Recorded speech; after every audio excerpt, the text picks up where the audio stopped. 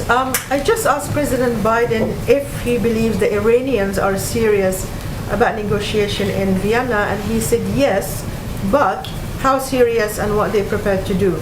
So after 3 rounds of talks, is the White House frustrated with the lack of progress? Are you there where you want to be? And if diplomacy fails, what are your options to stop Iran from acquiring nuclear weapons? Well, first, we always knew that this would be a long process and challenging. But we also feel that it has been a good sign that there have been diplomatic engagements over the past several weeks, even through indirect channels with the Iranians. Some progress has been made, and we have a better idea of what we need to do moving forward.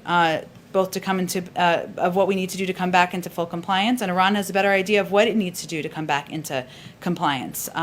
Returning to the deal, as you know, would require Iran to significantly roll back its nuclear program and block every available pathway to a nuclear weapon. But the talks are continuing. That is a good sign, and I'm not going to get ahead of a prediction of what the outcome will be of them.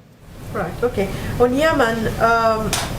This quarter is saying today the United States has expressed its readiness to lift many of its sanctions on Iran at the Vienna talks, but Tehran is demanding more. Is that a fair assessment of where things stand?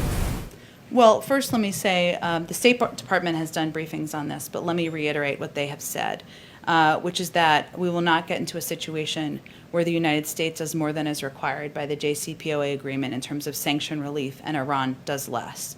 So what we're really talking about is mutual return to compliance with the JCPOA. We'd be prepared to lift the sanctions necessary for our JCPOA compliance only if Iran were prepared to return its nuclear program to its JCPOA status. So that is our view, and how Special Envoy Rob Malley, who's been exploring concrete steps concrete approaches concerning the steps both Iran and the U.S. can take, that's what our approach and the bottom line is from our end. Go ahead, Kelly. When you give us the weekend